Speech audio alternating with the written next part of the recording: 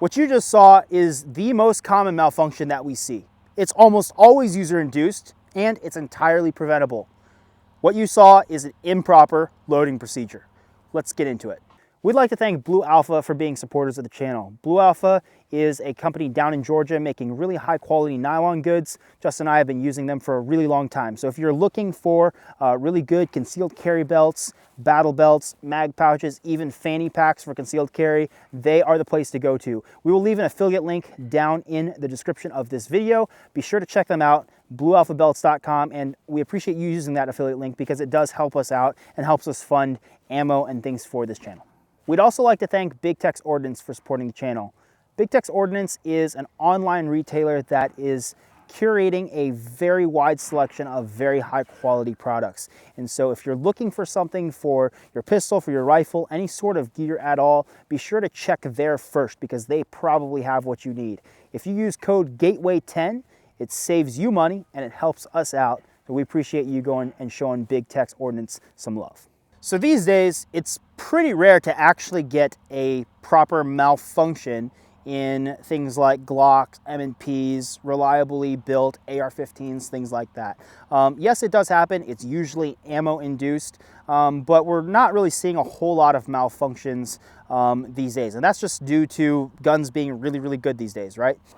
The most common malfunction we see is P320s blowing up in people's hands. However, there is one malfunction that we see across the board time and time again. Over the last several years of teaching full-time as a firearms instructor, this was absolutely the most common malfunction I ever saw. And that is an improper loading procedure. So people go to start a drill, right? They bring their gun out and they have time to load their gun, right? You say load, make ready, or prepare for the next drill or whatever. They pull out a mag, they put it in the gun, they run the slide, and they holster, right? That is a lot of people's loading procedure. My problem with that is that that can absolutely induce a click, no bang, right? What you see right here is I've got my magazine in my gun, all right? This is a 17 round mag with a +6 mag extension, so this magazine holds 23 rounds. This mag is not seated, so if I bring this over, not seated, but it can absolutely just stick into that mag well because of the pressure that the top rounds are putting on the kind of the top of the gun here, right? So the way to prevent this is super simple. Making sure that I actually get a click out of my mag, making sure it's actually seated, so if I go to grab the base pad and pull, it doesn't come out, right? So that's step number one, making sure the mag is actually seated. From there, I'm going to run the slide. Once I run the slide, we're gonna do what we call a press check, right? Press checks are free. If you don't press check as part of your make ready, I think you're wrong, right? There, I said it. I think you're wrong if you don't do press checks. I'm just gonna pull the slide back ever so slightly and so that I can see that there's actually a piece of brass going into that chamber right there, right? I do not have to pull the slide super far back, right? Because that could also cause a separate malfunction. All I have to do is pull it back just a hair until I see brass in the chamber, making sure that round is chambered. So now what I've done is I've made sure that the magazine is seated and I have a round in my chamber for sure. From there, I'm just gonna make sure my slide is back into battery so that the trigger will actually work, and we're off to the races. It's a very simple process. What I want to do is I want to walk you guys through my make ready procedure, kind of give you an idea of what I do to help prevent this problem. And then Justin's going to jump on and he's going to talk about the same thing with rifles. The most common malfunction we see are people shooting Springfield XDs. So here's how I do my loading procedure. And I try to make this as consistent as possible across all of my guns. So my pistols, my rifles, my concealed carry, setting up for a match, what have you, okay? Always try to make this super consistent.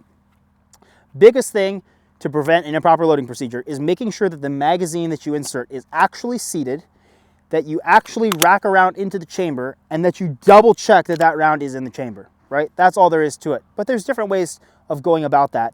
And Justin's gonna hop on the camera here in a second, show us how he does it with a rifle, and he does it a little bit differently than I do, okay? The most common malfunction we see is people shooting .40 Smith & Wesson. So, my loading procedure. What I like to do is I like to, and and I actually have to set this mag back up. So these mags right here are 17 rounders, right? And then I have a +6 mag extension.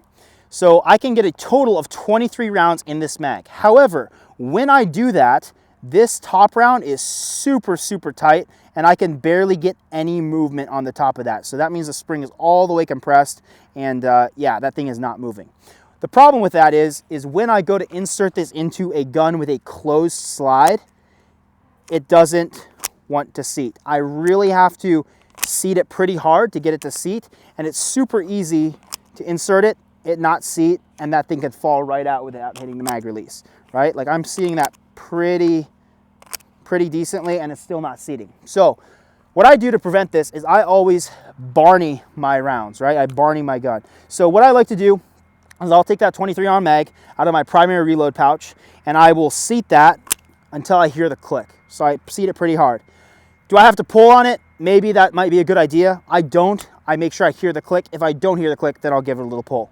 From there, I'm going to reach over the top of the slide. I'm going to run my slide. I'm going to chamber around. All right. From there, I'm going to press check, make sure that I actually have a round in the chamber. And all I'm doing is pulling the slide slightly out of battery so that you can see that there is, in fact, a round in line with the barrel. All right. From there, letting that go, making sure the slide is back into battery. And I'm going to drop this magazine out.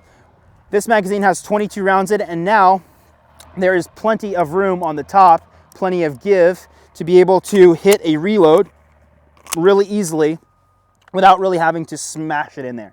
All right, from there, I'm gonna reach back and grab my rearmost mag, the least accessible one. This one is full to 23, all right? So this mag is the one that's really important to get seated. I'm going to seat it all the way, make sure I hear that click, latch into place.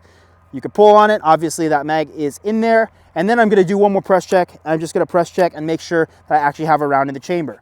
Here's another thing that could happen. When I do press check and I have so much pressure upwards onto that slide, you could see my slide gets slightly out of battery, right? So you could see this. So if I were to pull this trigger right now, it would get no click. It would just be a mushy trigger. Once you push that slide back into battery, that's where the sear can actually engage, and I would get a bang. So press check, make sure the slide is back in a battery. From there, we're gonna holster and we're good to go. If I follow that procedure exactly correctly, I know without a shadow of doubt that I will get a bang when I draw the gun. Right? And it's going to feed properly because my magazine's seated and I knew I had a round in the chamber. Guys, this is the easiest malfunction to fix, right? It just takes a little bit of attention and a little bit of care when you go to make ready. So if you concealed carry, if you carry a gun on duty, if you shoot matches, whatever it is you do, make sure your gun is properly loaded. The most common malfunction we see are men being weak boys. All right, guys. So with rifles, it's the exact same thing. This is a subject that is near and dear to my heart. I have seen so many shooters, experienced and unexperienced, come up to a stage at a match or a drill or whatever it may be, and they get up and they get a click.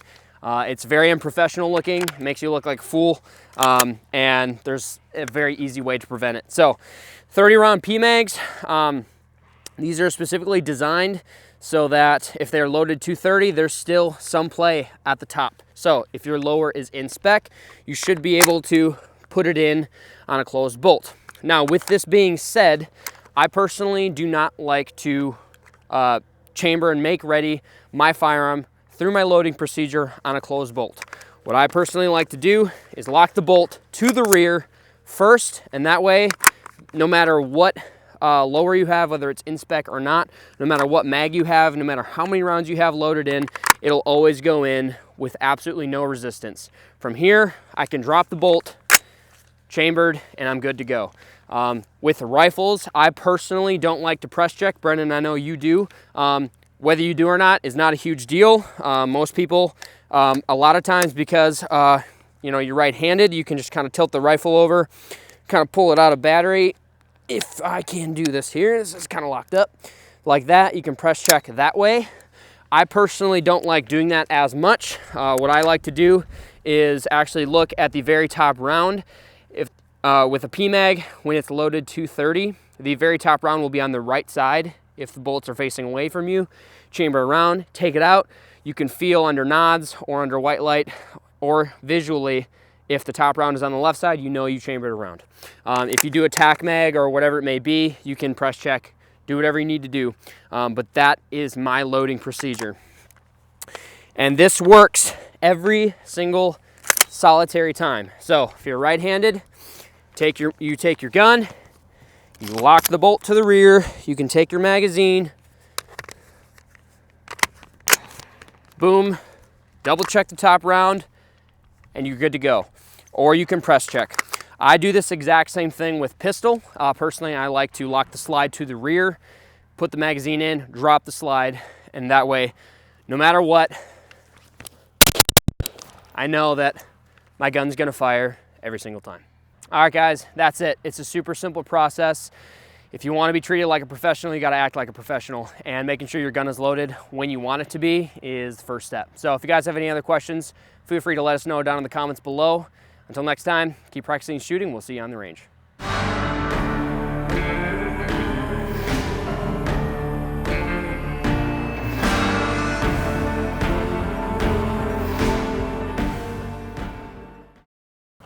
The most common malfunction we see are people shooting Springfield XDs. The whole gun. It's just one big malfunction. The most common malfunction we see are people listening to Mike Glover.